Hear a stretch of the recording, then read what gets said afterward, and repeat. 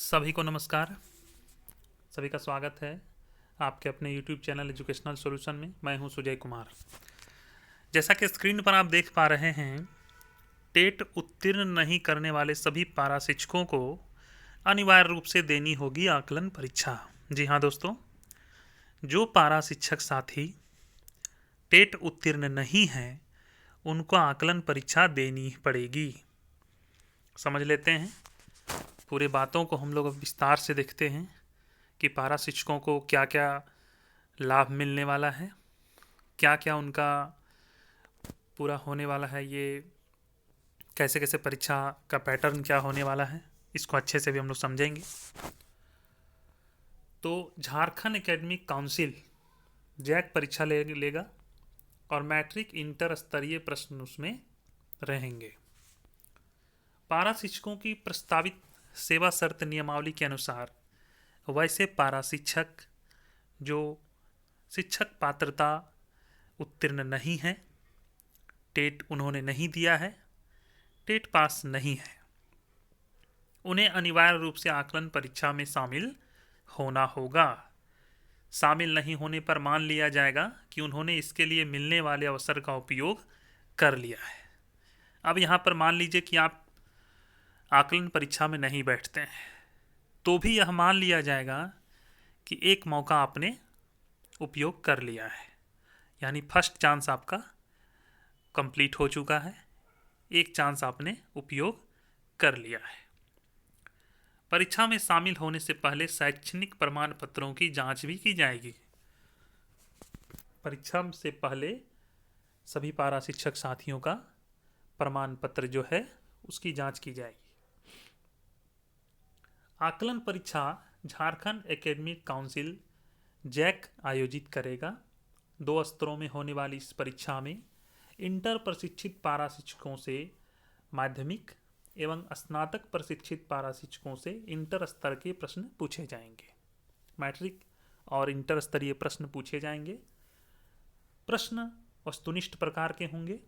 वहीं 70% प्रश्न पाठ्यक्रम से होंगे, 20% शिक्षण कौशल से होंगे और 10% मानसिक एवं तार्किक प्रकार के प्रश्न होंगे।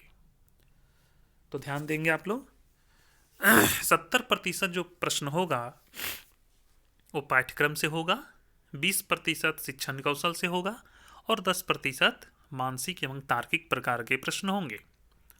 न्यूनतम 45% अंक लाना अनिवार्य होगा और रिजर्वेशन कैटेगरी के पारा शिक्षकों को 5% की छूट मिलेगी, यानी 40% उनको लाना है।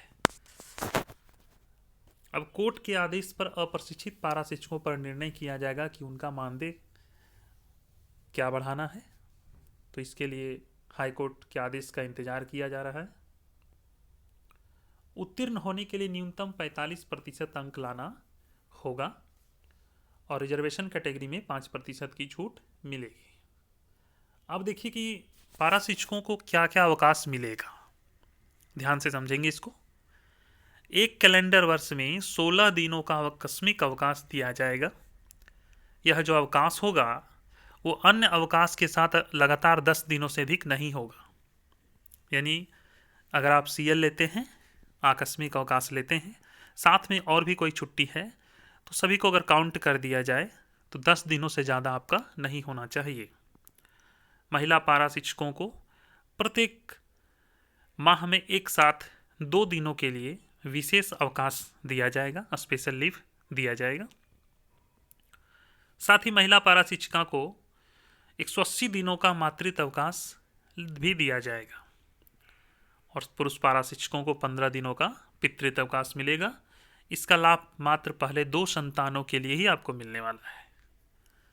उपरोक्त अवकाशों के अतिरिक्त किसी कारणवश एक कैलेंडर वर्ष में सक्षम प्राधिकार की स्वीकृति से अधिकतम 30 दिनों की अवधि के लिए मानदेय रहित असाधारण अवकाश मिलेगा। 30 दिनों के लिए आप छुट्टी ले सकते हैं, जिसमें आप वेतन रहित होकर, मानदेय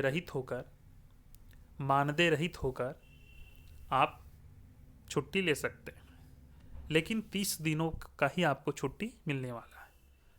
इसमें सेवा टूट नहीं मानी जाएगी, लेकिन 30 दिनों की अवधि से अधिक अनुपस्थिति को सेवा में टूट माना जाएगा और उसका मानदेय नहीं दिया जाएगा।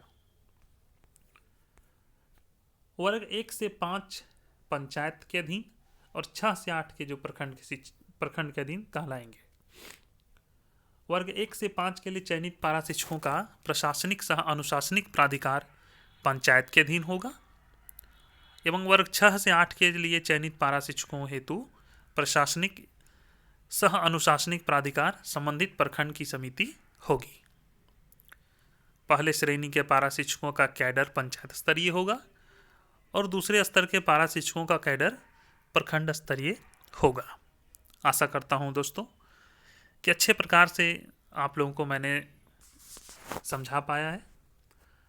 यह जो अखबार में मैं देख पा रहा हूं इसको अच्छे ढंग से आपको समझा दिया गया है, आप समझ भी गए हैं। तो कहने का मुख्य उद्देश्य यह है कि आप आकलन परीक्षा की तैयारी करें बिना समय गंवाए, बिना एक दिन भी आप समय न गंवाएं। जो भी शिक्षक साथी तैयारी में नहीं लगे हैं वो जल्द से जल्द तैयारी में लग जाएं और आकलन परीक्षा की तैयारी करने लगें। यह आपके लिए बहुत फ़ायदेमंद होगा। मिलते हैं दोस्तों कुछ इसी तरह के वीडियो के साथ, तब तक के लिए धन्यवाद। आपका दिन शुभ हो, आपका दिन शुभ हो। जय हिंद।